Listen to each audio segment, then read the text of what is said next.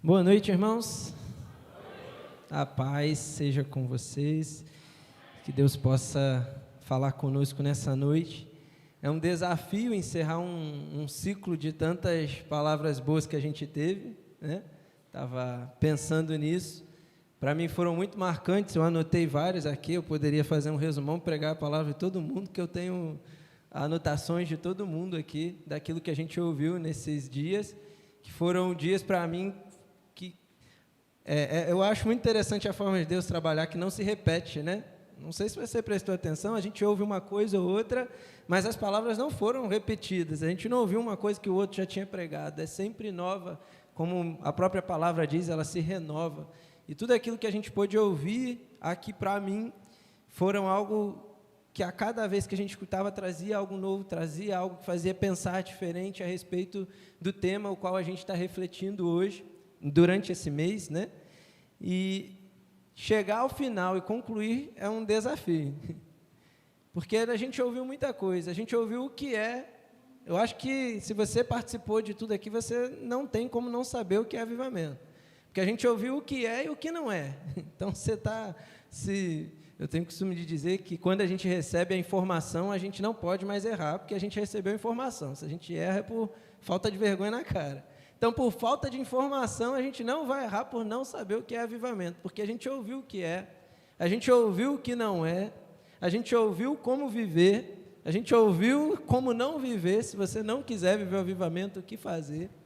E agora a reflexão final para mim, e quando eu parei diante de Deus para refletir, o que a gente vai falar? O que o Senhor quer falar? Diante de tudo que a gente ouviu, o que falar de diferente? O que a gente pode levar à igreja, o que o Senhor quer que eu pense diferente? A gente está encerrando esse ciclo e talvez as próximas mensagens não vão ser tão voltadas para o assunto, pode até falar uma palavra ou outra, mas não vai ser voltada com tanta intensidade para o assunto. E eu me perguntei o que pensar a respeito disso. E foi exatamente o retorno que eu tive, o que fazer depois de clamar pelo avivamento. A gente clamou, a gente pediu, teve tantos dias de oração, teve conferência, toda quinta-feira tem oração pelo avivamento, e agora vai acabar esse período de falar sobre o avivamento. O que fazer depois que a gente para de falar? Eu não sei se você já chegou a essa conclusão, se você já se perguntou isso. Hoje é a última quinta-feira, e agora daqui para frente? Como é que vai ser? Já chegou? Já estou vivendo? Cheguei no avivamento? É isso que eu precisava? Agora vamos esperar ano que vem, se o pastor traz ano que vem outro mês do avivamento para eu encher de novo? Já cheguei no que eu precisava? A gente já entendeu tudo? A gente já está avivado? Eu acho que, com todo respeito, que se a gente já tivesse, não teria lugar aqui hoje, né? Os bancos vazios revelam que a gente não entendeu tão bem ainda o que é o avivamento, ou que a gente não esteja vivendo ainda. Talvez seja preciso retornar o que é, como viver. Mas como você está aqui hoje, eu acredito que por você estar aqui hoje é porque você está entendendo. Então, a reflexão que a gente precisa fazer hoje é o que fazer depois de tudo que a gente ouviu. Como viver depois de todos esses temas que a gente pôde estar escutando aqui. E refletindo em algum texto, algo que a gente pudesse trazer. Foram muitos textos que vieram, eu passei vários dias aí anotando textos, e um ficava sempre na minha mente. Eu orei e falei: Deus, o que o Senhor quer com esse texto? E eu quero ler com os irmãos Isaías, capítulo 62. Isaías, capítulo 62. Nós vamos ler aqui dos versículos 1 ao 7. É uma canção do pós-exílio. Vou estar explicando logo sobre esse texto. Mas é um texto que há tempo eu não refletia nele, e o versículo dele, o número 1 principalmente, o 7, ficou muito na minha mente nesse momento, e eu entendi que a direção seria a gente ministrar a partir de Isaías 62, onde pude entender de Deus algumas questões sobre o que fazer após clamar pelo avivamento. Amém? Estarei lendo na Nova Versão Internacional, se quiser colocar isso, obrigado. Nos diz assim: por amor de Sião eu não sossegarei, por amor de Jerusalém eu não descansarei, enquanto a justiça não resplandecer como alvorada, e a sua salvação como as chamas de uma tocha. As nações verão a sua justiça, e todos os reis a sua glória. Você será chamada por um novo nome que a boca do Senhor lhe dará. Será uma esplêndida coroa na mão do Senhor, um diadema real na mão do seu Deus. Não mais a chamarão de abandonada, nem desamparada a sua terra. Você, porém, será chamada Efzibá, e a sua terra Beulá, pois o Senhor terá prazer em você, e a sua terra estará casada. Assim como um jovem se casa com uma noiva, os seus filhos se casarão com você. Assim como o noivo se regozija com a sua noiva, assim o seu Deus se regozija por você. Coloquei sentinelas em seus muros, ó Jerusalém, jamais descansarão dia e noite. Vocês que clamam pelo Senhor, não se entreguem ao repouso, e não lhe concedam descanso, até que Ele estabeleça Jerusalém e faça dela o louvor da terra. Que o Senhor abençoe a sua palavra lida, amém? Esse é um texto que encaixa dentro do período do pós-exílio. O povo escolhido por Deus, o povo de Israel, foi levado ao exílio babilônico. E no período que eles saem daquele exílio, saem desse retorno, eu imagino que, trazendo para o contexto daquilo que a gente está falando, quando eles receberam aquela notícia que sairiam do exílio, quando eles se encheram de gás e motivação para retornar para Jerusalém e viver a vida deles de novo como eles viviam naquele lugar, eu imagino que aquilo veio como um avivamento no coração deles. Aquilo veio como um renovo. A gente está saindo dessa situação que a gente está aqui, exilado, fora da nossa terra, vivendo um lugar que não é nosso, e a gente está voltando para o lugar que nos pertence. Acredito eu que aquilo veio como um gás no coração de cada um daqueles exilados que estavam ali. Ao ponto de Isaías, inclusive, escrever alguns cânticos e outros sobre cânticos de exaltação, os cânticos de alegria, porque eles estavam saindo do exílio e retornando para a cidade deles. A empolgação, a alegria era grande. Só que quando eles começam a cair a ficha do que esperava por eles, a desmotivação, a insegurança, o medo, o cansaço, foi tomando o coração deles. Quando eles começaram a perceber que não ia ser aquilo tudo que eles estavam imaginando, aquela volta para casa toda festiva, com mesa preparada, com bolo, com doce. Por quê? Jerusalém não estava como eles deixaram antes de sair. Jerusalém estava destruída. Jerusalém estava com as muralhas caídas. Havia passado por uma ruína muito pesada. E quando eles chegam ao retorno, eles percebem que não está como eles deixaram. E aquilo começa a tomar o coração do povo de Deus de uma maneira terrível. E eles começam a questionar: o Senhor nos abandonou, o Senhor nos desamparou, tirou a gente do exílio para trazer a gente para essa vergonha, para a gente ser humilhado aqui nesse lugar. Era mais ou menos o que tomava o coração do povo de Israel naquele período de retorno do pós-exílio. E aí a gente pode começar a trazer algumas coisas já para o coração da gente a partir disso. Talvez durante esse mês você ouviu aqui muitas coisas que porventura possa ter reavivado no seu coração, possa ter acendido uma chama dentro de você, e aí agora você pensa: agora eu estou avivado, agora eu recebi o que eu preciso e vamos lá. Acabou a conferência, sábado, domingo, você cheio da animação, segunda o problema está lá no portão da tua casa te esperando. O pecado não esperou nem você sair da igreja, ele já está do lado de fora da porta te aguardando. E a gente começa a perceber que manter o avivamento não é tão fácil assim. Manter a alegria daquele renovo que chegou não é tão fácil assim. Se manter vivo não é tão fácil assim. E aí a insegurança, como o povo de Israel bateu, aparece, o medo aparece, as incertezas aparecem, as dúvidas começam a tomar o nosso coração, o desânimo começa a aparecer, e a chama que parece que chegou com muita vontade já não está tão bem acesa assim. Talvez aquilo que você viveu em algum momento aqui, durante esse mês, ou no fim de semana, hoje que já passou nem 7 dias, já não esteja tão acesa quanto esteve no sábado. Talvez a adoração que você entregou hoje não foi na mesma intensidade que você entregou no sábado ou no domingo. A dedicação que você fez para preparar para o fim de semana não foi a mesma que a gente fez para estar aqui hoje.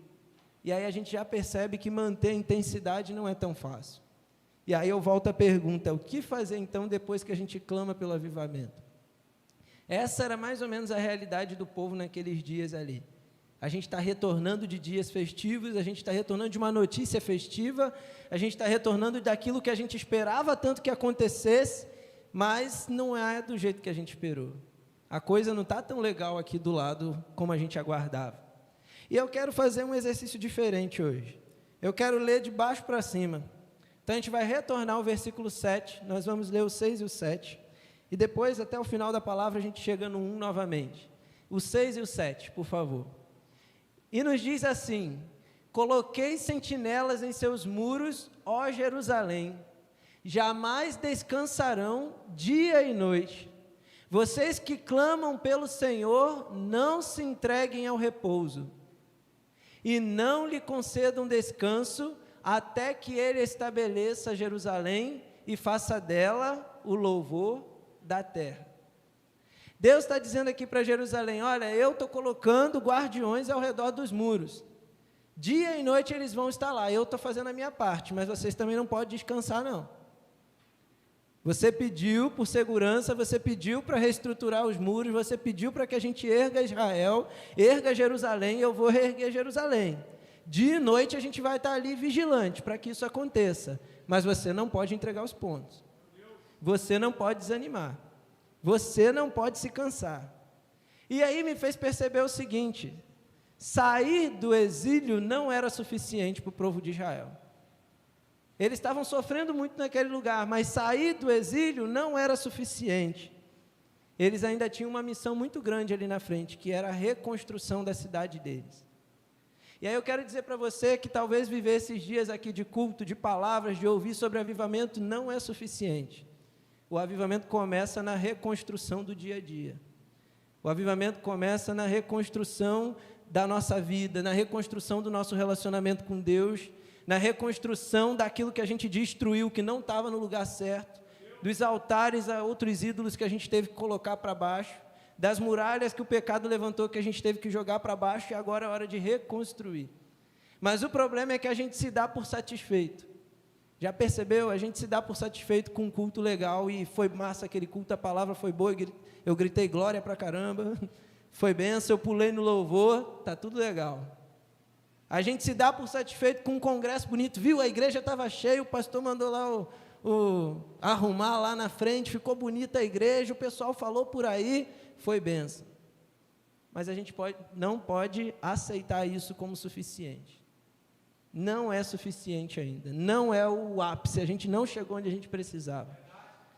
Ainda tem uma missão mais difícil ainda, a reconstrução. Sair do exílio não foi suficiente para o povo. Sair da nossa posição de frieza não é suficiente ainda. Talvez você possa pensar: poxa, pastor, você está exigindo demais de mim. Não sou eu que estou exigindo, não. O próprio Deus, Ele pede da gente: olha, você não vai descansar. Não lhe conceda descanso até que você veja Jerusalém reconstruída. Não tem tempo para você dormir, não tem tempo para você parar, não tem tempo para você se acomodar que está tudo bem, eu já cheguei onde eu precisava. É a mentalidade da viúva, lá com Elias. Eu gosto muito desse texto, e Deus sempre ministra muito ao meu coração. A viúva, Elias chega diante da viúva, e ela tem ali só um pouquinho de farinha e de azeite. Ela diz: eu vou fazer um pão, eu e meu filho vamos comer e morreremos. Você percebe como ela estava se dando por satisfeita com aquilo? Ela está diante de um homem de Deus, do profeta, da figura de Deus ali na casa dela, e ela diz: olha, a gente só tem esse pouquinho aqui, é o que tem para hoje, vamos comer, morrer, e acabou. E aí eu começo a perceber que às vezes a gente se dá por satisfeito com um punhado de farinha, e a gente acha que está tudo bem. É o que tem para hoje, vou comer, é isso que tem aqui, e acabou. E vamos esperar o próximo punhado de farinha quando vai aparecer. Se na verdade a gente tem o dono da farinha toda à nossa disposição, querendo oferecer todos os dias aquilo que a gente precisa. E isso me faz entender o porquê, o que a gente precisa fazer após o avivamento, após clamar pelo avivamento. Uma coisa que eu entendo que a gente precisa fazer é não nos dar por satisfeito, é entender que a gente precisa continuar clamando, é entender que a gente precisa continuar pedindo. Versículo 6, pode colocar novamente, a parte B do versículo 6. Você pode ler junto comigo aqui, vocês, vamos lá? Vocês que clamam pelo Senhor, olha só o que Deus está dizendo para o povo. Vocês que clamam, o profeta está dizendo ali, vocês que clamam ao Senhor, não se entreguem ao repouso. Não se entreguem a deitar e achar que está tudo bem. Não entreguem achando que a gente já chegou onde a gente precisava. Porque o reflexo disso é como a gente acabou de falar por aqui. Se nós formos ver no decorrer da história, eu lembro que eu ouvi isso aqui de várias pessoas, inclusive o pastor Everton falou isso, os grandes avivamentos da história causaram transformações imensas na sociedade. O avivamento de Gales, que é um dos mais conhecidos, né? Esse livro está lá no quartinho? Se você puder, para lá no quartinho de oração e lê esse livro do avivamento no país de Gales. É uma história incrível. E aí relata que naquele lugar, eles chegaram ao nível de ter os bares da cidade fechados. O avivamento foi tamanho naquele lugar que não existia mais bar. O avivamento naquele lugar foi tamanho que não tinha mais dívida. Todo mundo se sentiu tão tocado por Deus que foi acertar suas dívidas. O avivamento foi tão grande naquele lugar que existiam alguns lugares de trabalho onde os patrões tratavam com ignorância, tratavam com pressão. Eles entravam nos ambientes de trabalho e parecia que não tinha ninguém, de tão silencioso e calma que estava naquele lugar. E aí a gente pode parar e falar assim, olha, a gente viveu um mês de palavras sobre avivamento e agora a nossa igreja é uma igreja avivada. Se lá fora não tiver diferente, a gente ainda não chegou onde precisava. Porque o avivamento começa dentro da gente, mas ele tem que fluir lá fora. A vida que a gente recebe entra aqui para a gente, mas ela tem que expandir para fora. Se na nossa comunidade não começar a mudar, é sinal que ainda não aconteceu o que precisava acontecer. Porque para que a gente vai ter, como Jesus disse, uma luz escondida, né? Para que brilhar dentro da igreja? Brilhar dentro da igreja é fácil, Jesus já está aqui, Ele já é a luz. A sua luz pouco importa aqui dentro. Agora, a nossa luz importa muito lá fora.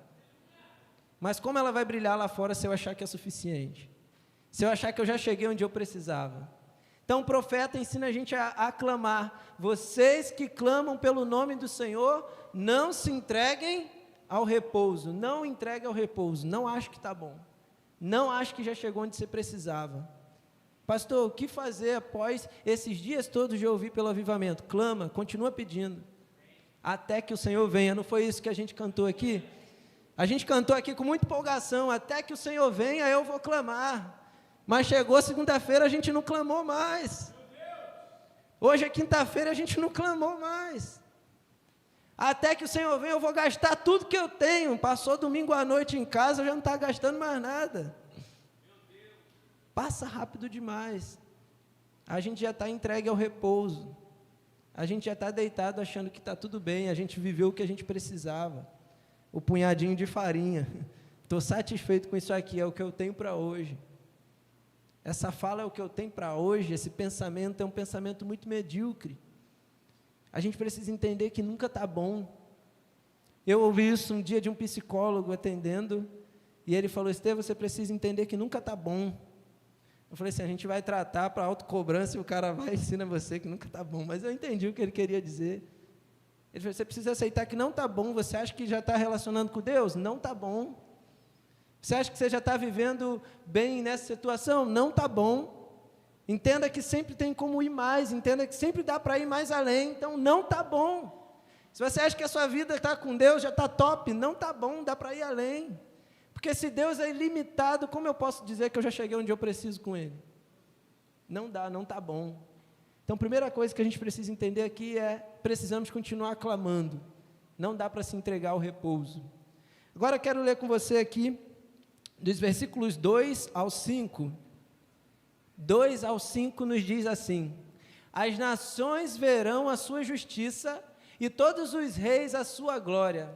Você será chamada por um novo nome que a boca do Senhor lhe dará. Será uma esplêndida coroa na mão do Senhor, um diadema real na mão do seu Deus. Não mais a chamarão abandonada, nem a desamparada a sua terra. Você, porém, será chamada Efizibá, e a sua terra Beulá, pois o Senhor terá prazer em você e a sua terra estará casada. Assim como um jovem se casa com a sua noiva, os seus filhos se casarão com você. Assim como o noivo se regozija com a sua noiva, assim o seu Deus se regozija por você. Você pode ler essa última frase? Assim. O que fazer depois de tantos dias falando sobre avivamento? Viver um relacionamento com Deus mais intenso. O que a gente está lendo aqui nessa parte da história é algo muito interessante. Eu já comentei sobre isso. O povo está retornando e quando eles veem o estado da cidade deles, o estado de Jerusalém, eles pensam o seguinte: Deus abandonou a gente está largado às traças, olha o estado de ruína que está a nossa cidade, olha a ruína que está Jerusalém, agora a gente vai ser humilhada diante de todos os povos. A nação que foi tão exaltada porque é a nação do Deus Todo-Poderoso, agora é a nação envergonhada pelo estado que ela se encontra. Só que quando Israel começa a questionar o Senhor dessa maneira, ele está com seu coração cada vez mais distante de Deus. Quanto mais eles pensam que Deus abandonou, quanto mais eles questionam, quanto mais eles se preocupam com a glória que eles tinham, eles se esquecem da glória do Senhor. Isso é tão forte dentro da gente, porque o que eles tanto pediram era para sair do exílio. Deus tira eles do exílio. E agora eles chegam naquele lugar e questionam que foram abandonados. Já percebeu que tem coisas que você pediu, Deus respondeu, e a gente malmente agradece, e aí a gente já coloca o olho em outra coisa, a gente fala assim: o Senhor não me atende. O Senhor não está vendo que eu estou passando isso. O Senhor não está vendo esse problema que eu estou passando. Mas se você parar e olhar um pouquinho só para trás, você vê que Ele acabou de atender uma coisa que você já clamava. E isso demonstra só a intensidade do relacionamento de Deus com a gente. Pode voltar ao versículo anterior? Não mais a chamarão abandonada, nem desamparada a sua terra. Você, porém, será chamada Efizibá. O que é essa palavrinha aqui, Efizibá? E isso é uma palavra que me encantou muito de ler nesse texto. Significa: o meu prazer está em você. Deus diz para Israel assim: olha, acalma o coração de vocês, porque vocês não mais ficarão desamparados. Acalma o coração de vocês, porque vocês não vão ser humilhados, porque o meu prazer está em você. Isso é algo que enche o coração da gente, saber que Deus tem um prazer em nós. Agora, a devolutiva dói. A devolutiva é: você tem prazer no Senhor? Saber que Deus me ama, isso enche o coração da gente. Saber que Deus tem prazer no relacionamento com a gente, isso enche o coração. Saber que Deus, Ele tem desejo de estar conosco, isso enche o coração. Aí quando eu penso no contrário, eu não sei se é bem assim, se eu amo Ele o tanto que Ele me ama. Eu não sei se eu tenho tanto prazer de estar com Ele quanto Ele tem comigo. Eu não sei se eu tenho tanta vontade de me relacionar com Ele quanto Ele tem comigo. E aqui Deus começa a trazer isso: olha, eu quero me relacionar com você como um noivo se relaciona com a sua noiva.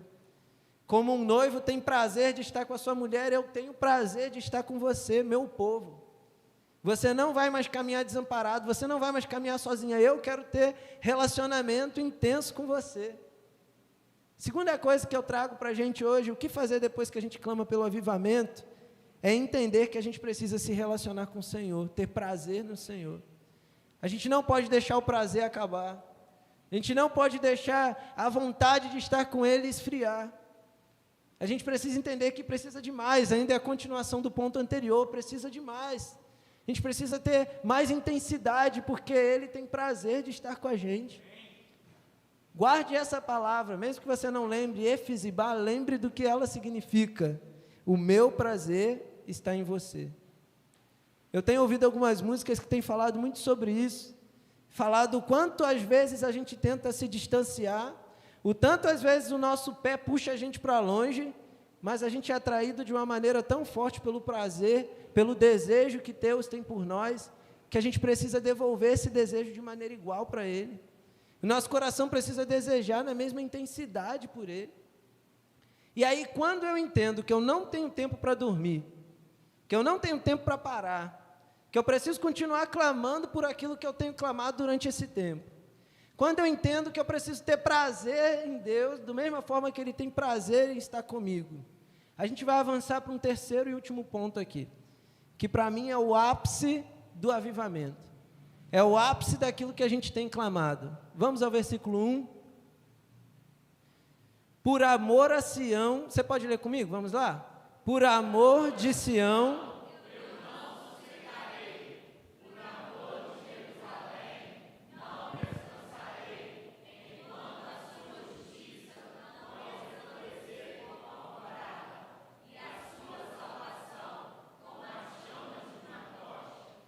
muito bem. Vejam bem que o que Deus está dizendo para Israel é o seguinte: por amor a Sião, o monte onde ficava o templo, onde o povo adorava, ele não iria ficar sossegado. Por amor a Jerusalém, o território onde o povo dele morava, ele não ia descansar, enquanto ele não visse a justiça dele se estabelecer naquele lugar. Enquanto ele não visse a salvação chegando naquele lugar. Enquanto ele não visse a salvação chegando como tocha sobre aquele lugar. Percebam bem que aquilo que Deus está dizendo aqui não é: eu não vou descansar e eu não vou parar enquanto a minha bênção não chegar. Eu não vou parar e eu não vou descansar enquanto aquilo que eu estou orando, quando o meu carro não chegar, enquanto a minha varoa não chegar. Não é sobre isso. O avivamento que Deus está esperando do povo é para ver vidas mudadas lá fora. O avivamento que Deus está esperando do povo é para uma tocha ser acesa e incendiar a cidade de Jerusalém. Deus fala: eu não vou parar, eu não vou me cansar enquanto eu não ver aquilo que eu quero ser estabelecido nesse lugar. O que fazer depois que a gente clama pelo avivamento? Não parar enquanto a gente não vê a nossa cidade ser mudada. Não parar enquanto a gente não vê o nosso estado ser mudado. Não parar enquanto a gente não vê a nossa nação ser mudada. Porque se esse não for o propósito, a gente ainda não está concluindo, a gente está com um pensamento egoísta. Se você pensa que você precisa do avivamento apenas para manter seu relacionamento com Deus e está tudo bem, você está sendo egoísta. Porque o avivamento que a gente precisa é para mudar dentro da gente e levar a gente para mudar lá fora. Se você acha que chegou no avivamento, mas quem convive com você não está sendo mudado, então não chegou no avivamento. Se eu cheguei no avivamento, mas dentro da minha casa nada está acontecendo, eu não cheguei no avivamento. Por que eu preciso continuar clamando pelo avivamento? Porque eu não posso descansar enquanto Jerusalém não for alcançada. E que Jerusalém é essa? É a sua terra, é a sua cidade. E enquanto eu estudava sobre isso, eu comecei a me lembrar de algumas coisas. Ele está falando aqui de clamar, ele está falando aqui de pedir. Eu preciso clamar, eu preciso pedir, até que eu veja Jerusalém ser mudada. E aí eu comecei a pensar em algumas coisas minhas de Estevão, algumas coisas da igreja de Cristo, por onde a gente vem passando, né? Hoje o pastor Marcelo perguntou quantas igrejas aí já passou. Eu falei: um bocado de igreja aí, pastor, a gente já pregou, a gente ouve, mas eu percebo em cada uma delas algumas coisas muito comuns. Eu até pontuei aqui. Eu pontuei que a gente não tem orado mais a Deus pedindo por vidas, a gente só pede por coisas que a gente quer. Quantas são as orações da gente que a gente especifica pedindo por vidas? Quando eu era mais moleque, na minha igreja tinha um projeto que eu nunca vi em nenhum lugar mais acontecer, que era chamado Projeto André. A gente marcava o nome de 5 pessoas que a gente queria ver salvo e a gente orava até que aquelas pessoas fossem salvas. Eu nunca mais vi isso acontecer em nenhum lugar. Nem por, muito menos por 1, quem dirá por 5. Por quantas pessoas você tem colocado no seu coração por você orar e não sossegar até que aquela pessoa seja alcançada? Quantas pessoas você tem orado? Tem uma, pelo menos, na sua listinha? Uma. No mínimo tem que ter uma. Porque a gente pontua por todo mundo, né? Deus, eu quero minha família toda, ganha minha família toda. Começa a pontuar específico. E aí eu percebi o quanto está longe da gente o avivamento, porque a gente não clama mais por salvação. Eu tenho percebido também que o nosso coração não queima mais por gente. A gente não sente o nosso coração queimar mais por vidas e sentir aquele ardor do tipo: eu preciso fazer alguma coisa para mudar a realidade de tal lugar. Eu preciso fazer alguma coisa para mudar a realidade de tal bairro. Eu preciso fazer alguma coisa para ver a realidade da escola sendo diferente. A gente não se sente incomodado. A gente não se sente mais pressionado ao olhar as situações ao nosso redor. A gente apertou um botãozinho do faz parte da comunidade, está tudo bem. Faz parte da vida, infelizmente, é o pecado. Meus irmãos, a gente não pode aceitar aquilo que não faz parte do plano de Deus para a nossa comunidade, para a nossa cidade, para o nosso país. Eu não posso aceitar ver a droga crescer. Aí a gente diz assim, mas aqui em Miraí ainda está tranquilo. Um dia foi tranquilo no Rio de Janeiro. Um dia foi tranquilo em Muriaé, que já é pior do que está aqui. Nada começa avançado. Aí o dia que chegar as armas, o dia que chegar as facções, aí a gente começa a entrar em desespero, falar, pastor, vamos fazer campanha de oração. É tarde já, vai ser tarde. Se a gente não abrir os nossos olhos hoje para as realidades que estão ao nosso lugar. Eu já passei por alguns lugares, como a gente estava falando, mas eu nunca vi um lugar como a Terra dos Irmãos com tanta abertura para o Evangelho, e a gente negligenciando a abertura que Deus tem dado. No Rio de Janeiro, eu não consigo chegar em escola e orar por professor nenhum. Se você quiser ir qualquer escola aqui e pedir para orar pelos professores, vai abrir para você. No Rio, pastor nenhum passeia dentro de escola, não. A Renata está lá com a porta escancarada falando, pastor Estevam, pastor Everton, passa o dia aqui com a gente. Está tudo escancarado e a gente está assim. Eu cheguei há pouco tempo aqui e algumas pessoas na rua já me pararam perguntando coisas sobre Jesus e sobre a igreja. E eu falei assim, esse povo está sedento. Mas cadê a galera que dá água? Eu não vi a galera que dá água. E aí me fez pensar, será que a gente chegou ao nível do avivamento que a gente precisa? Será que a gente chegou no avivamento que transforma de fato? Eu pensei mais uma coisa, e talvez essa dói bastante a gente, e os pastores principalmente. A igreja não vibra mais com conversão. Você já percebeu que você às vezes vem falar felizão para alguém, olha, fulano voltou para Jesus, o irmão, que bênção. Não é assim, pastor? Que legal, voltou. Sabe por quê? Talvez a gente não esteja nem mais empolgado com a nossa salvação. A gente não esteja nem mais empolgado com aquilo que alcançou o nosso coração, quem dirá o coração do outro?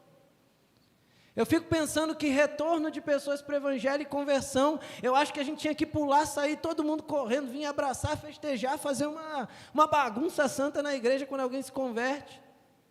Mas pelo contrário, a gente olha assim, até que enfim fulano foi lá na frente, que bom. Fulano lá na frente, duvido que dure, não dura um mês. E o nosso coração não queima mais por gente. Nosso coração não queima mais por vida, esse é sinal que a gente precisa ainda do avivamento.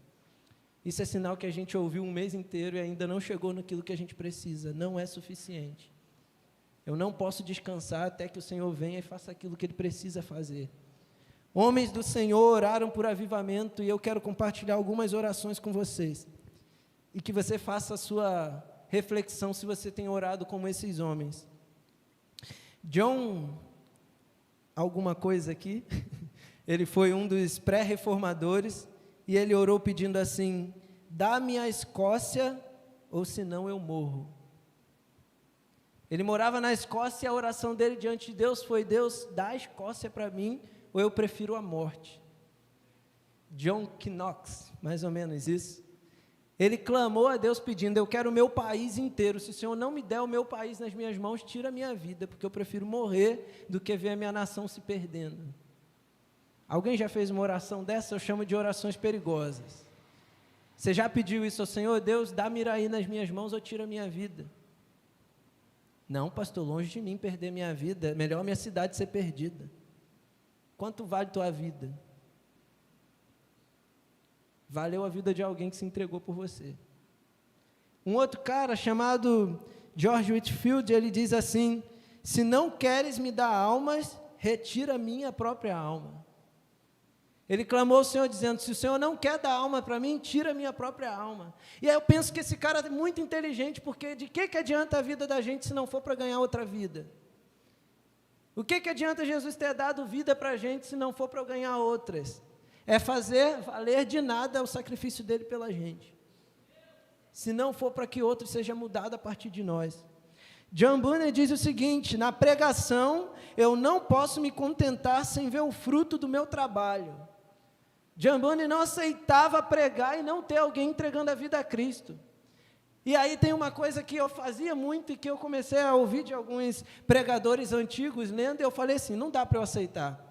É jogar para o Espírito Santo e a gente dizer assim, eu preguei, não veio ninguém, Jesus fez, é o Espírito que faz a parte, é Ele que, com certeza é o Espírito que faz a parte, mas eu não posso aceitar em pregar e não ver ninguém mudando de vida.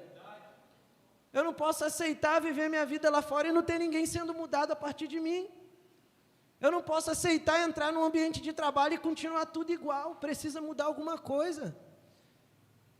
Que seja simples. O seu ambiente de trabalho, o seu ambiente de xingamento, a sua presença lá dentro precisa fazer todo mundo fechar a boca. Porque eles estão olhando que tem alguém diferente ali no meio. Se tem um ambiente de trabalho, é um lugar que todo mundo fala besteira, quando você chega ali, a sua presença ali precisa mudar a realidade daquele local. Eu me lembro da época de escola e a gente é moleque, é adolescente, a gente quer aceitar ali para estar convivendo bem, né, no seu chato. E tinha alguns colegas que sempre contavam piada ali obscena. E eu ficava meio próximo, desconfortável, mas eu não queria deixar de estar perto porque eu queria estar no meio. E até que um dia eu levantei. Quando foi começar a falar, eu falei assim, é esse tipo de piada? E a pessoa disse, é. Eu falei, eu vou sair, quando terminar você me chama. E aí teve um dia que eu estava, depois disso, na roda com eles, e eles iam começar a falar, aí falou assim, o Estevão está aqui, a gente fala depois. Eu fiquei muito feliz com aquilo, porque eu falei assim, a minha presença está incomodando que esse tipo de coisa aconteça. A gente não pode aceitar. Ou o Senhor tira a nossa vida, ou Ele dá vidas para a gente. Quero já concluindo com mais algumas palavras aqui. Olhem bem a oração de Mateus Henry. Ele diz assim: sinto o maior gozo em ganhar uma alma para Cristo, mais do que ganhar montanhas de ouro e de prata para mim mesmo. Moody diz o seguinte: usa-me, então, meu Salvador, para que qualquer alvo, em qualquer maneira que precisares, aqui está o meu pobre coração, uma vasilha vazia, enche-me com a tua graça. John Mackenzie diz assim: ó Senhor, manda-me para os lugares mais escuros da terra. A gente não está pedindo Deus para levar nem onde tem luz, quem dirá mandar para o lugar mais escuro. Mas Mackenzie pediu: Deus, me leva para o pior lugar que tiver para ir. Porque eu sei que nos piores lugares é onde tem corações mais sedentos. Sabe qual é um dos lugares que eu passei que eu mais vi gente sedenta do Evangelho? Você chuta algum? Cracolândia. Um dos lugares mais escuros da terra, um dos lugares onde o povo está mais querendo ouvir. Para tudo que está fazendo para ouvir o Evangelho ali. Não falta lugar para a gente ir, não falta espaço para a gente falar. Mas o que falta é posicionamento da gente. Eu quero concluir com 2 histórias apenas, além dessas falas que a gente ouviu. Para atender homens e mulheres. Eu quero falar sobre os jovens moravianos. Alguém já ouviu falar sobre os jovens moravianos ou o movimento moraviano? O movimento moraviano foi um movimento de avivamento que viveram na Morávia. E nesse lugar eles oraram e viveram um avivamento por 100 anos. E durante os 100 anos de oração, diz a história que eles não oravam por nada que eles não pudessem ser resposta da oração. Meu Deus. Tudo que eles pediam, eles se colocavam no lugar de ser resposta daquilo que eles estavam pedindo. Porque a gente tem o costume muito de pedir para que o outro vá, né? Deus, manda missionário lá para tal lugar, mas eu não, manda alguém. Eles não oravam por nada que eles não pudessem ser resposta. E existiam 2 jovens de 20 anos que nasceram nesse período de avivamento, e o coração deles foi incendiado por aquilo que eles estavam vivendo, e eles entenderam que eles não poderiam se calar, que eles não poderiam sossegar enquanto eles não vissem a Jerusalém sendo transformada, como foi aqui o povo de Israel.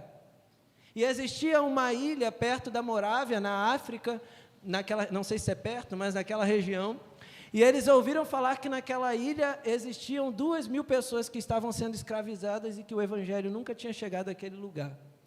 E os 2 jovens de 20 anos oraram e pediram a Deus para que eles fossem a resposta daquele povo. E aí eles foram procurar o chefe lá daquela ilha, o general que cuidava lá daquela ilha, e o general falou: não, missionário nenhum entra aqui. Só tem um jeito de entrar aqui, sendo escravo. E ele falou assim: se vocês quiserem entrar aqui, só sendo escravo, e nem a passagem de vocês eu pago. Eles se venderam como escravo e com o dinheiro que eles receberam, eles pagaram a passagem para ir até lá. E no meio da viagem, disse a história que o barco deles está saindo, e a igreja, a cidade, acenando para eles, chorando, muito emocionado, e eles gritaram de longe, dizendo para eles, que o Cordeiro que foi morto, seja exaltado pelo sacrifício que estamos vivendo. e diz a história que eles nunca mais voltaram. Ninguém sabe o que aconteceu, se eles chegaram lá ou não, se viveram ou não, mas eles não se calaram enquanto eles não viram aquele lugar sendo transformado. Eles poderiam não ter chegado até lá, mas eles viveram aquilo que eles precisavam viver, um avivamento com resultado. Agora eu quero falar de uma mulher. A gente fala muito dos homens, né? Só falei de homem. Mas eu sou apaixonado pela história de uma mulher brasileira chamada Marcolina. Ela é uma das primeiras missionárias batistas que a gente tem. Marcolina, muito jovem, decidiu ir para o sertão pregar o evangelho. Mas Marcolina tinha um problema no pé dela e ela não podia andar muito, que os pés inchavam. Não sei se é uma trombose, não sei o que é. Mas ainda assim, Marcolina arrancava os sapatos, que ela não conseguia usar sapato, e ela andava descalço distâncias e distâncias para chegar onde ela precisava. E a história diz que Marcolina não tinha vaidade alguma, ela não ligava de ter que andar descalço, mas ela dizia que ela andava o quanto for preciso, até que a última pessoa no sertão conhecesse a Jesus. A gente tem carro e a gente não sai da casa da gente o dia que chove. Quem dirá andar descalço no sol quente do sertão para ver até a última alma ser salva? A gente não faz isso porque o nosso coração ainda não foi avivado. A gente não faz isso porque a gente não entendeu ainda o motivo da nossa estadia aqui. A gente não faz isso porque a gente já parou de clamar, a gente já está em repouso. A gente não faz isso porque a gente não se lembra que o Senhor tem prazer em nós, Ele quer algo a mais para nós. A gente não faz isso porque a gente ainda não ama Sião. Deus falou que faria tudo isso com Jerusalém, porque o primeiro versículo diz assim: por amor a Sião eu não me calarei. Se a gente amasse mais a nossa cidade, a gente não nos calaria, até que a gente visse um avivamento aqui que mudasse tudo. Mas isso prova que a gente ainda não ama. Isso prova que a gente não ama o nosso país. A gente só mete o pau no Brasil. A gente não ama o nosso país. Eu tenho orgulho de ser brasileiro, mesmo com todos os problemas que a gente tem. Para mim é um dos países mais lindos que tem. O meu sonho é ver a minha nação, com todas as culturas que ela tem, se rendendo a Jesus. Não precisa trazer nada dos Estados Unidos ou para fora, não. É com tudo que tem aqui. Porque Deus criou a gente com a nossa riqueza para exaltar a Ele, com a beleza que tem na nossa nação, e a gente fica querendo ir para fora, fugir do Brasil. Se eu pudesse, eu morava em outro país, mas a gente tem o prazer e o privilégio de estar nessa nação, para que a nossa nação fosse alcançada, mas a gente não faz a oração que que Deus está fazendo aqui, ensinando o povo a fazer: por amor a Sião eu não me calarei, por amor a Jerusalém eu não descansarei, até que a minha justiça seja estabelecida nesse lugar, como a alvorada, e a salvação como chamas de uma tocha. O que fazer depois que a gente clama e pede tanto pelo avivamento? O que você vai fazer depois desses dias? Já pensou um pouquinho? O que você vai fazer até a próxima conferência de avivamento? Vai esperar chegar a próxima para ser mais um pouquinho avivado e seguir depois e está tudo bem? O que a gente vai fazer pela nossa cidade depois de entender que por amor à nossa cidade a gente não pode descansar? O que você vai fazer? Eu sei o que eu quero fazer, agora o que você vai fazer eu não quero saber, porque é decisão sua. É compromisso seu com Deus, eu não quero mais um, porque o compromisso meu já é pesado. Você precisa se resolver com Ele e se entender. O que fazer depois que a gente tem clamado pelo avivamento? Eu queria que você pudesse refletir isso nessa semana. O que você pode fazer além daquilo que já foi feito? Quanto a mais você pode dedicar? Quanto a mais você pode orar? Quanto mais você pode fazer? Quanto mais? O que mais? O que mais? Coloque diante de Deus e não se cale, até que a gente chegue ao propósito maior, ver a salvação ser erguida como uma tocha acesa. Esse é o propósito maior do avivamento da Igreja de Cristo. O propósito maior do avivamento da Igreja de Cristo é Cristo ser levantado como uma tocha acesa pela nação, pelo país, pelo mundo todo. Mas isso depende do que a gente vai fazer depois de clamar pelo avivamento. Você pode fechar seus olhos, abaixar sua cabeça? Pai, nós clamamos a Ti nessa noite, nós oramos ao Senhor pedindo, Deus, que o Senhor possa nos erguer de maneira que a gente não se cale diante daquilo que a gente ouviu nesses dias, de maneira que os nossos joelhos não se cansem de se dobrar diante do Senhor e pedir que o Senhor venha até nós, mas que o Senhor venha não apenas para satisfazer a gente apenas, mas que o Senhor venha para que a gente se levante e se posicione nesse tempo como resposta ao clamor da nossa nação, como resposta ao clamor dessa cidade, como resposta ao clamor de cada um que ainda não conheça o Senhor.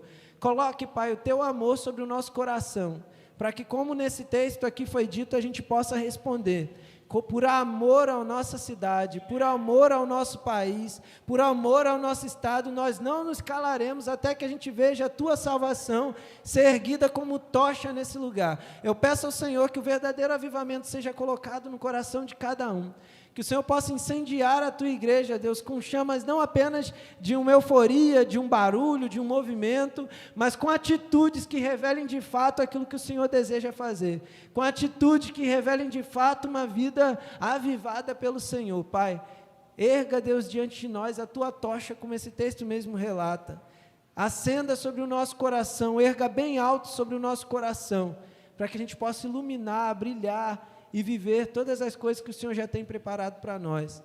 Não, Deus, não permita que o nosso coração se acomode, mas traga inquietação ao coração da Tua igreja, para que a gente tome posicionamento e seja resposta à nossa nação. Eu oro ao Senhor e coloco a vida de cada um diante de Ti, em nome de Jesus. Amém. Deus abençoe a sua vida, meu irmão.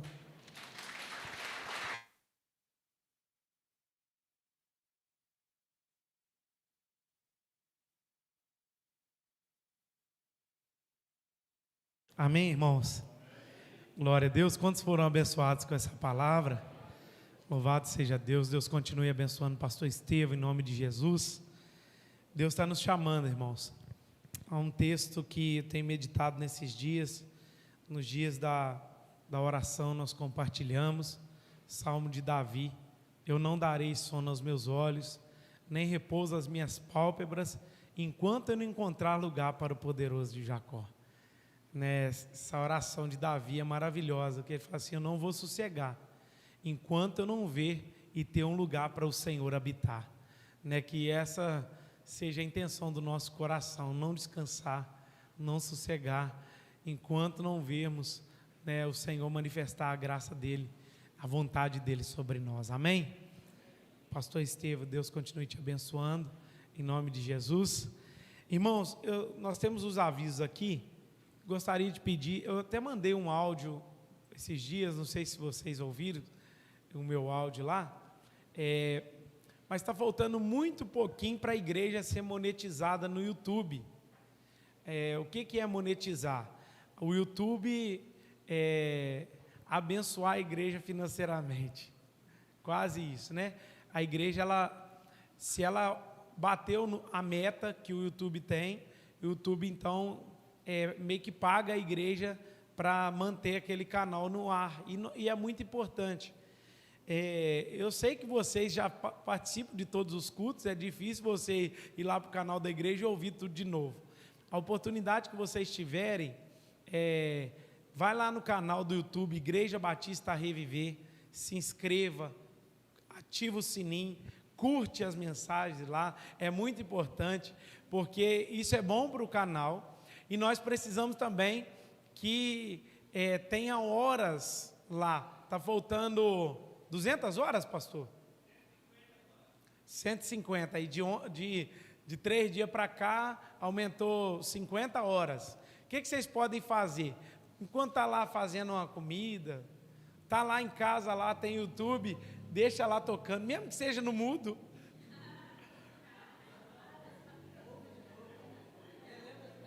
Isso, ouve de novo. Não está com saco, deixa lá ligado. Aí fica tocando lá sem você ouvir nada. Tem um computador lá no trabalho, deixa lá tocando. Vai ser importante para nós, amém? Então, em nome de Jesus, a gente está fazendo investimento com câmeras. Você que está nos assistindo aí em casa, nós compramos uma câmera muito boa. Vai ter uma qualidade, nossos cultos top. E estamos melhorando tudo para a glória de Deus. A gente conta com vocês, amém? Irmãos, domingo pela manhã também tem escola bíblica dominical aqui, amém? Estamos falando sobre o livro de Gálatas, tem sido muito bom. E nós vamos falar sobre liberalismo religioso domingo. Nós falamos sobre legalismo e domingo agora nós estaremos falando sobre liberalismo, né? Essa hipergraça que existe aí, e vai ser muito importante para o nosso crescimento, então vem para cá. E também domingo nós iniciaremos mais uma classe de batismo, ok? Você que deseja batizar, provavelmente nós vamos fazer esse batismo no retiro de carnaval, ok? Então, venha domingo pela manhã, 8h30, pastor, eu quero fazer o curso, mas não sei se estou preparado para batizar. Você pode fazer o curso, nós não obrigamos ninguém a batizar, não constrangemos ninguém a batizar. Você faz o curso para aprender, saber como funciona a igreja, conhecer mais o reino de Deus, o ABC aí do Evangelho, tá bom?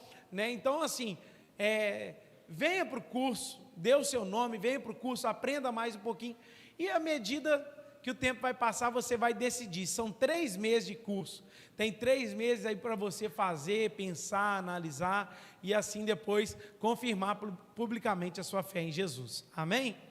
E nós temos também, vamos iniciar mais uma classe de novos membros, né? Tem algumas pessoas que estão chegando para membrar conosco. Vamos iniciar. Você que ainda não é membro da Igreja Batista Reviver, nos procure e vai ser bênção receber você como membro em nome de Jesus, amém? Então fique de pé, vamos agradecer ao Senhor. Pai, nós te agradecemos e te louvamos nessa noite pela tua palavra no nosso coração. Obrigado pela vida do teu servo, por ser sensível à tua voz, e pedimos ao Senhor que continue abençoando, Pai, o teu povo, que essa palavra seja sobre o nosso coração, que possamos dar uma resposta a tudo que ouvimos e viver para a glória do teu nome. Toma assim a tua igreja em tuas mãos, é essa oração que fazemos a ti no nome de Jesus, amém. Que o grande amor de Deus Pai, a graça salvífica de nosso Senhor e Salvador Jesus Cristo, a doce comunhão e consolação do Espírito Santo de Deus seja com todos vocês, com todo o povo espalhado na face da terra. E a igreja diz?